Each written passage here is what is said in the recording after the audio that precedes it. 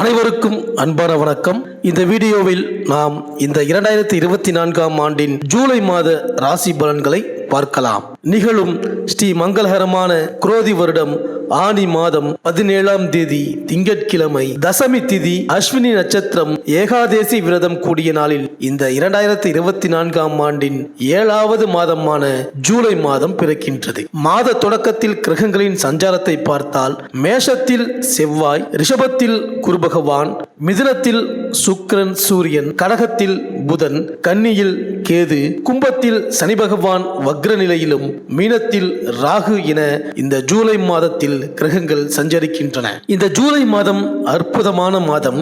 ஆனி மாதமும் ஆடியும் இணைந்த மாதம் இந்த ஜூலை மாதம். சூரியன் மிதுனம் மற்றும் கடகராசியில் பயணம் செய்வார். இந்த ஜூலை மாத தொடக்கத்தில் சனி பகவான் வக்ர நிலையில் தனது ஆட்சி வீடான கும்பராசியில் சஞ்சரிக்கின்றார். இதுவரை ஒவ்வொரு ராசிக்காரருக்கும் நடந்த பலன்கள் மாற்றமடையும். சனி எந்த திசையில் செல்கிறார், உங்கள் ராசிக்கு எத்தனையாவது இடத்தில் இருக்கின்றார் என்பதை வைத்து உங்களின் வாழ்க்கை மேலே போகப் போகின்றதா, கீழே விழப்போகின்றதா என்று இந்த ஜூலை மாத ராசி பலன்களை பார்க்கலாம்.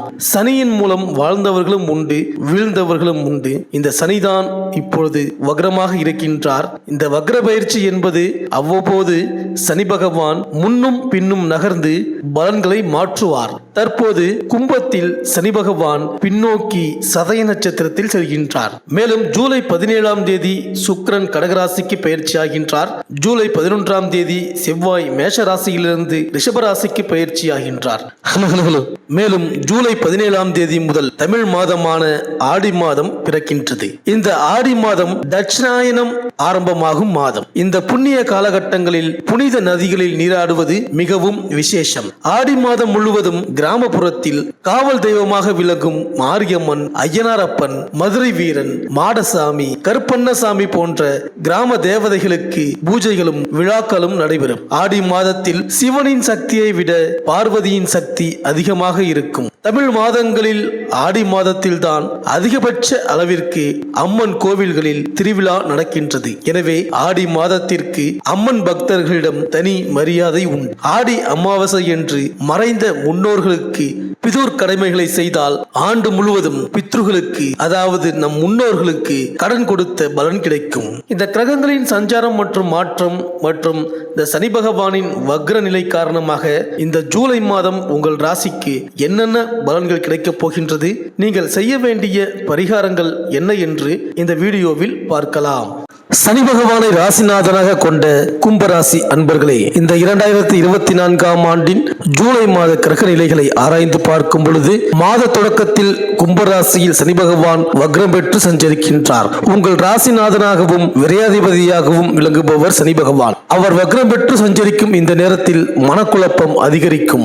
எதையும் துணிந்து செய்ய இயலாது. எந்த ஒரு காரியத்தையும் ஒரு முறைக்கு இருமுறை செய்ய வேண்டிய சூழ்நிலை உருவாகும். பொருளாதார பற்றாக்குறையின் காரணமாக ஒரு சிலருக்கு கைமாற்று வாங்கும் சூழல் கூட உண்டாகும். உத்தியோகத்தில் நீண்ட தூரத்திற்கான மாறுதல் வரலாம். சாதாரண சிகிச்சையிலேயே குணம் பெற வேண்டிய உடல்நிலை இப்பொழுது ரண சிகிச்சை செய்யக்கூடிய நிலைக்கு தள்ளப்படும். சனி கவசம் பாடி சனிக்கிழமை தோறும் சனி பகவானை வழிபட்டால் பணியில் இருக்கும் தொய்வு அகலும். மேலும் மாத தொடக்கத்தில் கடகராசியில் புதன் சஞ்சரிக்கின்றார். உங்கள் ராசிக்கு பஞ்சம அஷ்டமாதிபதியான அவர் 6ஆம் இடத்தில் சஞ்சரிக்கும் பொழுது எதிரிகள் விலகுவார்கள். இல்லம் தேடி ஒரு நல்ல தகவல் வரும். வெளிநாட்டு முயற்சி ஆதாயம் தரும். நம்பிக்கைக்கு உரியவர்கள் நல்லது நடக்க வழிகாட்டுவார்கள். மாமன் மைத்துனர் வழியில் மங்கள நிகழ்ச்சிகள் நடைபெறும். பிள்ளைகளின் எதிர்கால நலன் கருதி நீங்கள் எடுத்த முயற்சியில் ஜெயம் உண்டாகும். உத்தியோகத்தில் உயர் அதிகாரிகளின் நட்பால் உங்கள் எண்ணங்கள் நிறைவேறும். மேலும் ஜூலை 7ஆம் தேதி கடகராசிக்கு சுக்கிரன் செல்கிறார். உங்கள் ராசிக்கு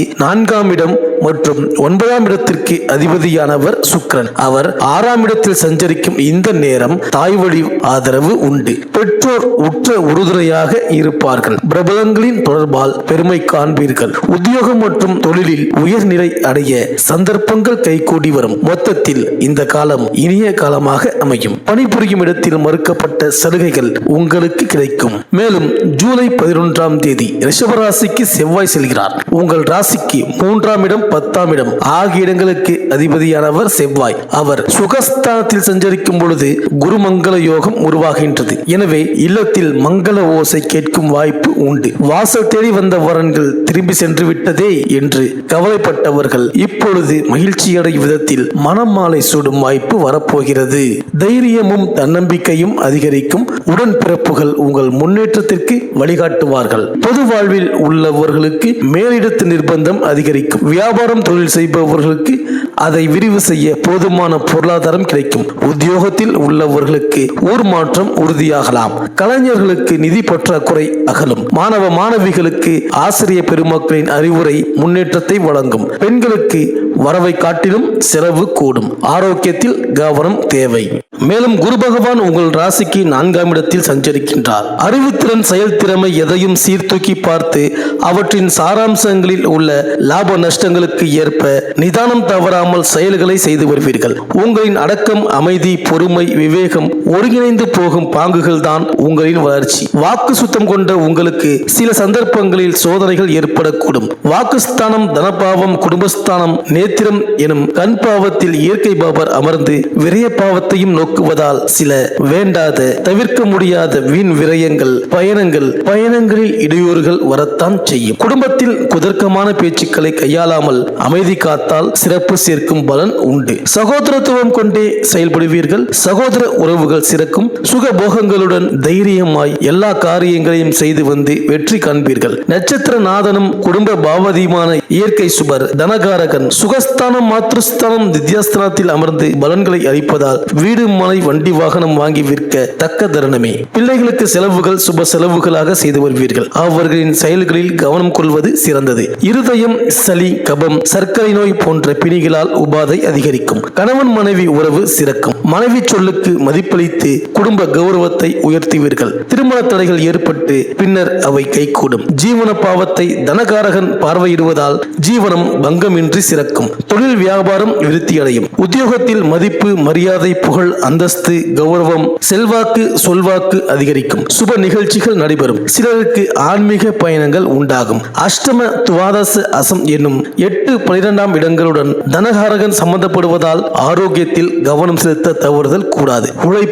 உழைப்புக்கு தகுந்த அங்கீகாரம், சன்மானம், பிரபலம் ஏற்படும். பெண்களுக்கு சிறந்த பண்பு, ஒழுக்கம், அறிவுடன் காணப்பட்டாலும் சில மாதங்களாக வார்த்தைகளில் கனிவு இல்லாமை, நாணயம் தவறுதல், உஷ்டமான வார்த்தை பிரயோகம், குடும்பத்தில் சஞ்சல போக்குடன் காணப்படுகின்றீர்கள். அவசரம் கொள்ளாமல், படபடப்புகளுக்கு இடமளிக்காமல் பொறுமையுடன் உங்களது திறனை பயன்படுத்தினால் வெற்றி மேல் வெற்றி உண்டு. நாவினார் சுட்ட வலுவுக்கு இடம் கொடுக்காதீர்கள். உத்தியோகத்தில் மதிப்பு கூடும். சுப செலவுகள் அதிகரிக்கும். மாணவர்களுக்கு உடன் இருக்கும் நண்பர்களுக்காக ஆடம்பர வீண் விரயங்கள் செய்வதை தவிர்க்க வேண்டும். தன் கையே தனக்கு உதவி என்பதை அறிய வேண்டும். கல்விக்கு முதலில் முக்கியத்துவம் அளித்து உங்களின் அறிவு ஆற்றலை வளர்த்துக் கொள்ளுங்கள். அரசியல்வாதிகளுக்கு தனி திறமையுடன் தன் நிலையை தக்க வைத்துக் கொள்வீர்கள். பிறருடன் பழகும் போதும் பேசும் பொழுதும் கவனமும் முன்னெச்சரிக்கையும் தேவை. எல்லாவற்றையும் பரிமாறிக்கொள்ளாமல் தனக்கென ஒரு பாதை வழிவகுத்து வெற்றி காண்பீர்கள். இந்த கும்பராசி அன்பர்கள் செவ்வாய் தோறும் மகா சக்தியை வழிபட்டு வாருங்கள். அனைத்தும் நன்மையே நடக்கும்.